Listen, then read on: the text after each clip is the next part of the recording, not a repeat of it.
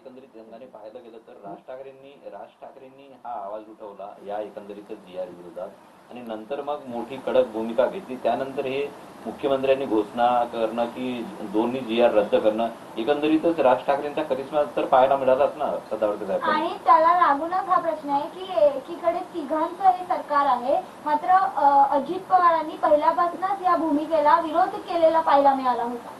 मुद्दा असा आहे की राज ठाकरे, उद्धव ठाकरे यांनी ज्या प्रकारे कुभांड रचलं आणि शेवटी राजकारणामध्ये निवडणुका तोंडावर असताना ज्या प्रकारे लोकसभेला संविधान खतरे में है, त्याच प्रकारे मी तुम्हाला परत रिपीट सांगतो, भाषा खतरे में है म्हणून जे चालवलं, जेव्हा फेअर गव्हर्नमेंट असते, जेव्हा ओपन गव्हर्नमेंट असते, तेव्हा ओपन गव्हर्नमेंट फेअर गव्हर्नमेंट म्हणून देवेंद्रजीच्या मुख्यमंत्री काळात आणि एकनाथरावजी शिंदे साहेबांच्या उपमुख्यमंत्री काळात पुन्हा एकदा चला ठीक आहे तुम्ही म्हणता आम्ही रद्द करतो, परंतु त्यासोबत रद्द करताना कारण मीमांसा केलेली लक्षात ठेवा, तुम्ही पत्रकारांनी डोळ्यांनी पाहिले, कारण मीमांसा केली आहे, नुकसानाची जाण करून दिली आहे।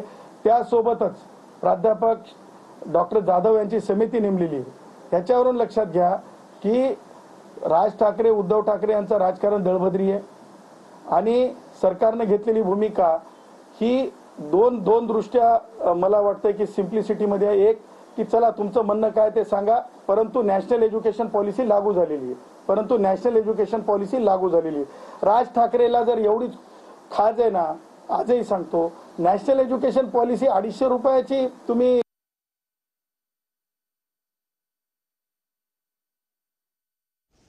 शिक्षणावर कुणाचा दबाव चालणार नाही असं ॲडव्होकेट गुणरत्न सदावर्ते यांनी म्हटलेलं आहे। कारण मीमांसा करून सरकारने जीआर रद्द केले असं सदावर्ते यांनी म्हटलं।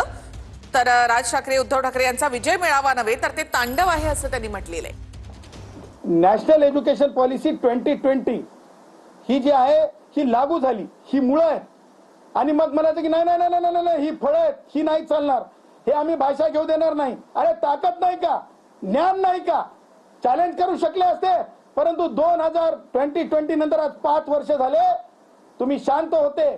उद्धवच्या काळामध्ये अंमलबजावणी झाली तेव्हा तुम्ही शांत होते आणि आता जेव्हा एक्झिक्युशन झालं तेव्हा तुम्ही निघाले बोलायला, ओरडायला, वरतोंड करून बोलायला। परत एक शेवटी बोलताना मला तुम्हाला सरस्वती आईच्या विचारांची खांडोळी, शिक्षणापासून थांबवणे, साधू समाजाचा अपमान करणे, गंगा मैयाचा अपमान करणे आणि भगवी शाल घेऊन बसणे, हे मला असं वाटतंय बेगडं हिंदुत्ववादी विचार आहेत। आणि मला असं वाटतंय की उद्धव आणि राज ठाकरे आता एकत्र तर दिसतच आहेत, आपल्याला दिसणारे आहेत।